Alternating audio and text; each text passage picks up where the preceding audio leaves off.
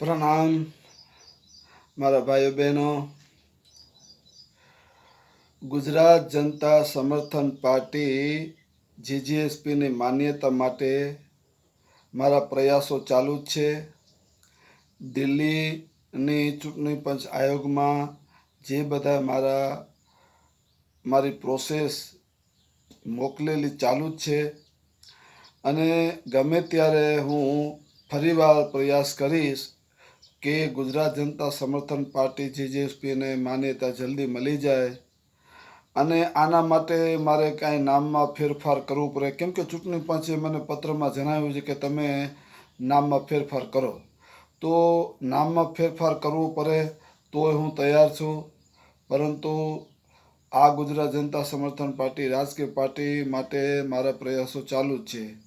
હું ગુજરાત જનતા સમર્થન પાર્ટીનો પ્રેસિડેન્ટ ગુલામ હુસૈન ઉમરભાઈ બલોચ મકરાણી।